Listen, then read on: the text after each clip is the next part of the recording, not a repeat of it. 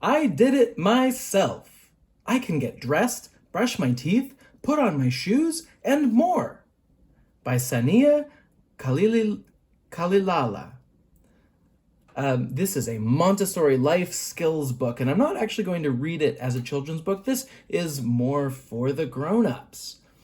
This is a book that you can read with your child to help them. Let me just read one page, and you can get an idea of it. But then I want to talk about how you would use this book.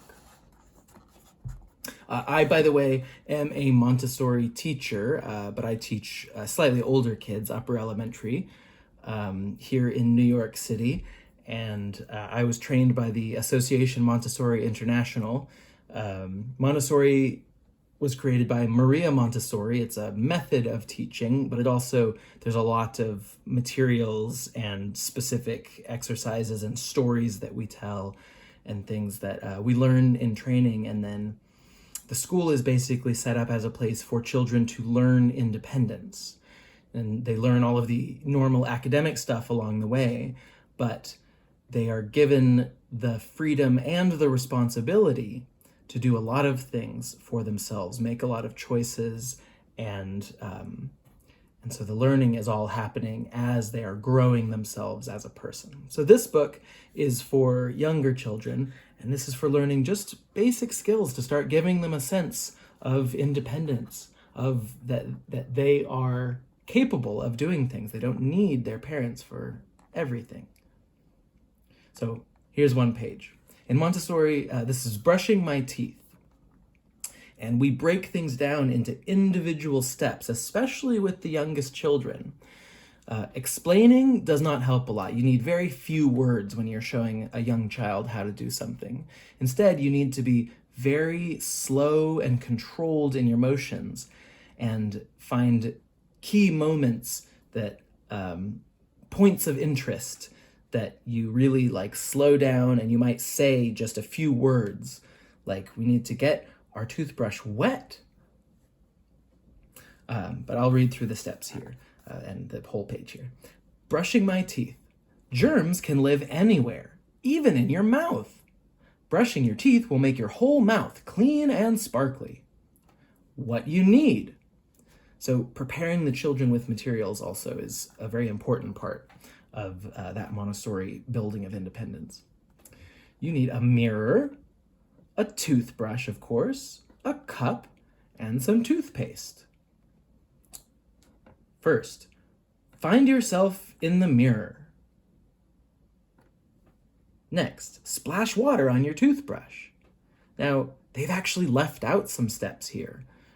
It is probably just to fit it all onto a page, but when you're doing this with a child, you'd really want to make the point of, okay, you've found yourself in the mirror so you can see your teeth. Now now we need to turn on the faucet and then splash water on your toothbrush. This could also be dipping the toothbrush in a cup of water or however you like to do it. But each step, so you've put the water on your toothbrush, and then another step, turn off the water so you don't waste it while we don't need it. And then squeeze a small dot of toothpaste on your toothbrush. Now you don't need to say that. You might say it. You want to build up the vocabulary as well.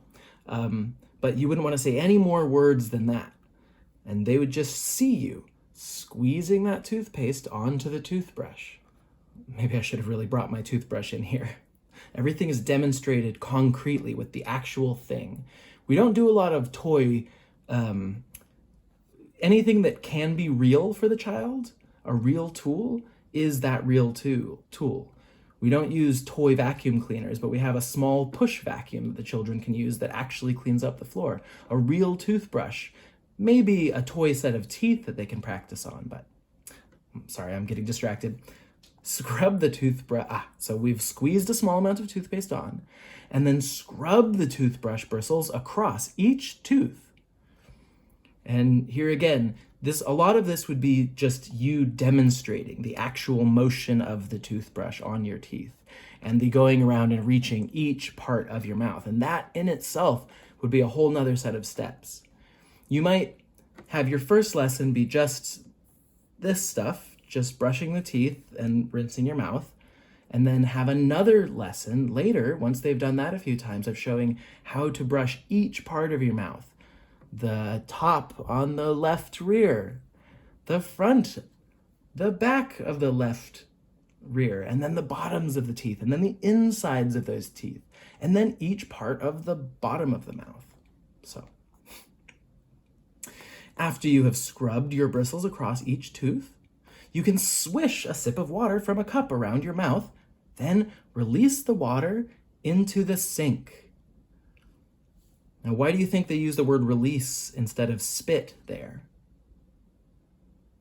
Well, it's because children, especially young children of this age, they're going to notice, they're going to absorb everything basically that you say. They may not be able to understand it or really put it into concrete thoughts in their mind, but everything is just kind of washing over and being absorbed and then processed to whatever ability they have. But spit, if we get in the habit of spitting, well, that might be a bad habit later on. And so this isn't something I necessarily would have thought of, but that's why they've done this, is just we're just releasing the water. We don't need to spit it. We're not spraying it all over the mirror. Just let it fall back into the sink. And then finally, we'd have another step here. Turn on the water and rinse your toothbrush with clean water.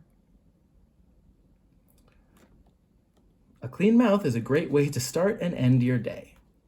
So you might read this book with a child, but you would want to, I would say, actually go through this process each step first, and you might show it yourself in your own mouth. Show what it is you're doing to your own teeth and with your own toothbrush, and then help guide them through that same process. And then you might read this book and have it be just a fun kind of way of refreshing those steps. But this book is pretty cool. I do like it. It's got a variety of different things. Washing hands, of course, very important. Again, they've left off some steps here, but they've got the materials you need: bar of soap, a towel. One thing they don't talk about is having your child able to reach the sink independently. If they need you to lift them up every time they wash their hands, they're still going to be coming to you for that. It still doesn't give them that full sense of, I can do it by myself. So you might have a stepping stool in front of your sink that lets them easily reach the faucet, including the handles to turn the water on and off. Or you might set up a little hand washing station for them on a low table. You could have just a basin of water and a small pitcher to pour water from, or one of those drink containers that has a little spigot at the bottom that you can lift the tab to let the water out and then close it again. That could be all set up low enough. You'd have the water container up on some kind of box, and then the basin, the bowl for the water to collect in underneath it. And at first, you'd want to make sure that they're definitely supervised whenever they're using that, and using the sink as well, to make sure that they're, it's very easy to start spraying that water all over the place or let the bowl overfill. Anyway, that would be the initial setup. You have a sink that's accessible to the child, bar of soap, and a towel. And then those steps of turning the water on when you wet your hands and turning it off again. So rubbing the soap on your hands. You can talk about how long you would do it for, maybe singing the birthday song twice. And then turning the water back on to rinse your hands. Turning the water off and drying your hands on the towel. Oh, and it includes, this is really nice. We also want to encourage them to be responsible with the spaces that they are being independent in. So they get that freedom with the responsibility, like using the towel to wipe up any drips on the sink that have been made, or any water that was spilled. Getting dressed, putting on a shirt can be pretty difficult. You see, we have here these little details, like you sit down on the ground so that it's easy to, you're not trying to balance, and you're sliding one foot at a time into each leg of your pants. Now, again, they've kind of left out a step, which I would say would be you keep pulling on the lower part of the pant legs until you got them all the way over your ankle. But what they've done is they kind of just show that here. But if you want to bring these kind of Montessori lessons into your home, you can go through the process yourself and just really try and break it down into every single step, every motion that you have to make. You want to make sure that they see that motion and the order that they go in order to get that shirt, those pants on over your ankles, and then standing up and pulling them up, and then buttoning the button, zipping up the zipper, each of those steps. I really like that this book showed that, some ways of doing things might be different depending on, say, the type of hair you have. So they kind of show both using a comb and a brush.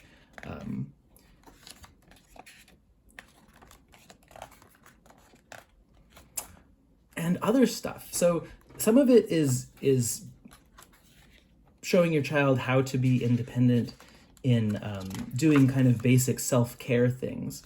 But it also is in grace and courtesy and how to do things around other people. So how to cough, sneeze, or yawn. So talking about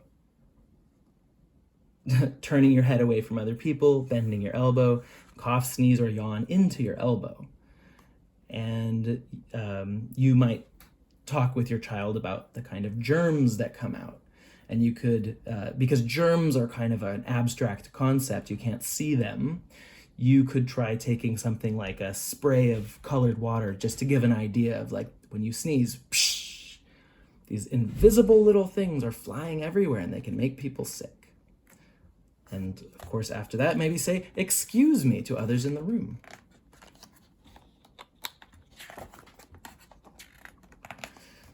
Part of the grace and courtesy learning in Montessori is also of how to talk to other people, how to make eye contact, shake hands, or bump elbows in a time of pandemic.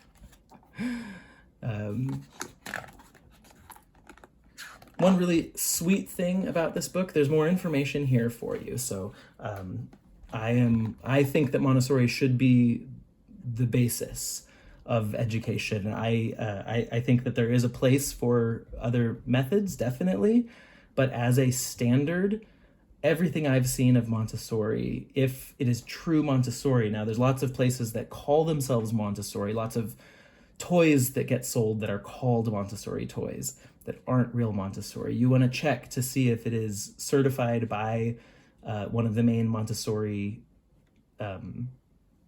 institutions, and if they are really truly using the concrete materials and the independence-based, small group learning and, that kind of freedom and responsibility model. But I do think it would make for a better world in many ways if everyone was taught to sort of think critically and really value their own independence, and not in a selfish way, but in I can be a responsible member of this community while being my own person.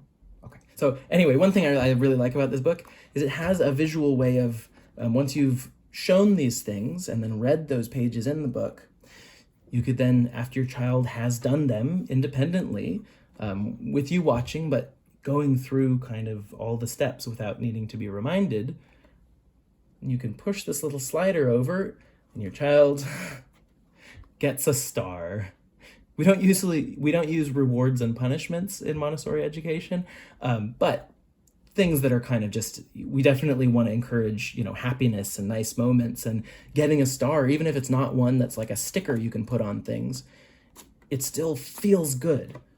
You've done that thing for yourself and you see this visual indicator that you have done it yourself. I did it. Okay. Anyway, that was I Did It Myself.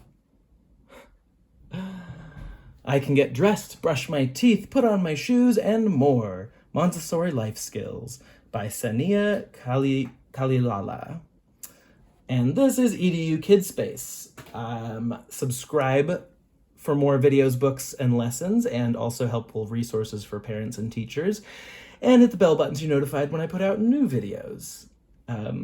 I started this channel during the pandemic, and I am really interested in expanding it, but of course I did eventually have to get, I was making Montessori videos, science videos for older kids for science and math and a little bit of history and all of that for a few companies. Guidepost Montessori is a great one, although they mostly actually run brick and mortar schools.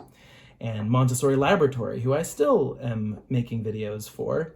But now that I have a classroom of my own again, it's gonna slow down quite a bit. But I am gonna still trying to keep getting at least one book reading out every week and helpful tips for parents whenever I can.